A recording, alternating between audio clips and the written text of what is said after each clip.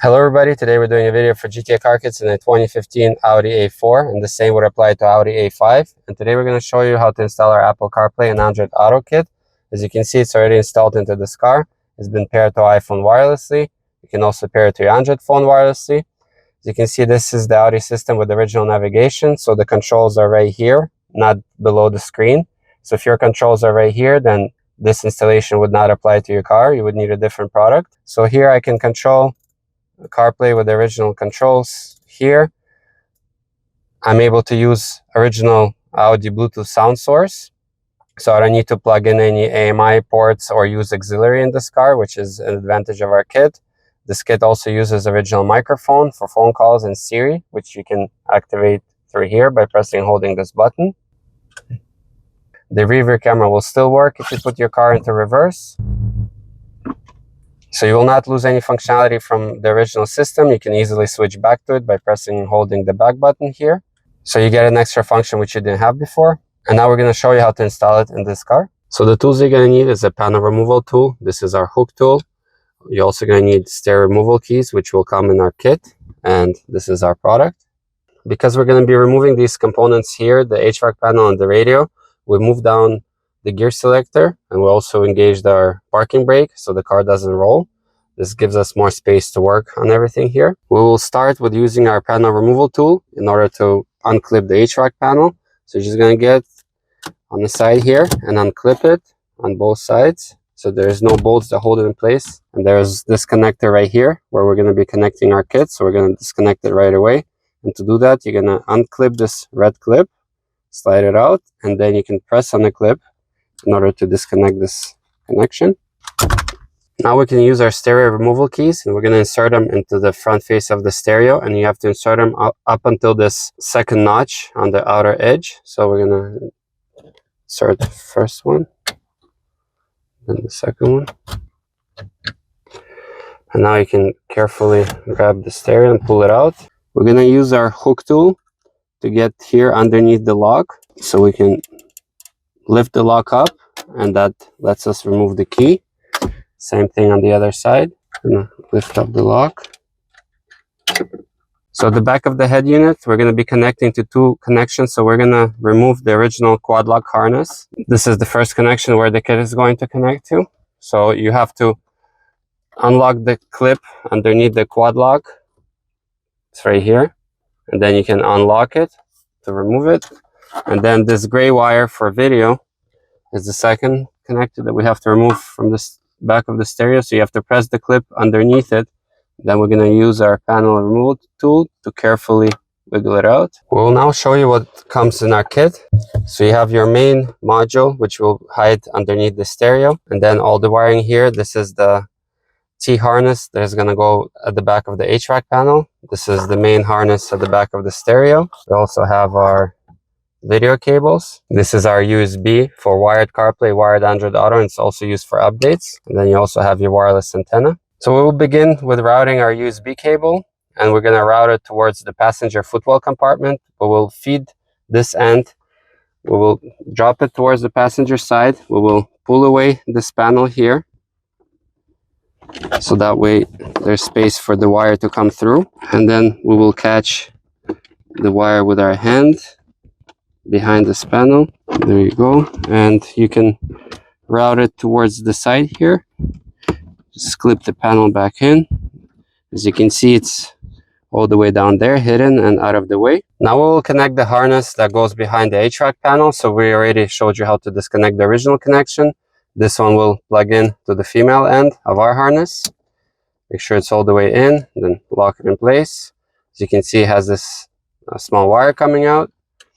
Then the male end will go to the back of the HVAC panel. And this small wire, our goal is, as you can see, there is this divider underneath the stereo. So this divider is where the wire will go underneath it, and we will catch it so it goes above the divider, because that's where it will connect into our main harness. This is our main harness. This is the female end. So we'll plug in the original harness that we removed from the stereo into it. So when you're plugging it in, make sure that it's unlocked. Then you're going to insert it straight and all the way in, and then you're going to lock it in place.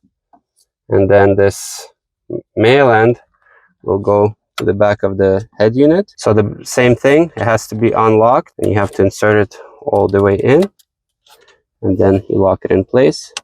So this is the wire that we ran above that divider, and this is the other end of our main harness. So now you have to join these two wires together, and then these two ends will go into our module. We also have to connect our video cables. So this is our video cable. It has 3 ends. So on one side, this is the end that will go into our module, and this male and female will be at the back of the stereo. So we removed the original gray connector, so our male end of the wire will go instead of it here, and then the original gray one will go into our female here. This is our wireless antenna, which we have to hide behind the dashboard. So main thing about it, don't sticker it to the actual module. A good spot in this car would be underneath this divider here. There's some flat surface. And then this end of the wire, you will bring out underneath the divider and up here, because we're going to connect it to our module.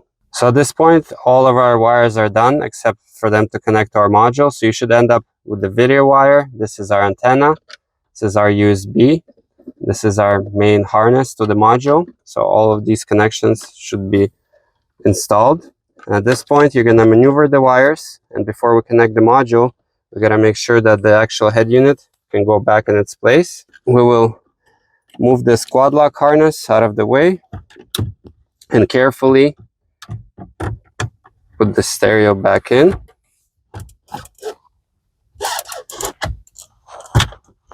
You can even clip it back in place. And now we're going to connect everything to the module and hide the module underneath the stereo.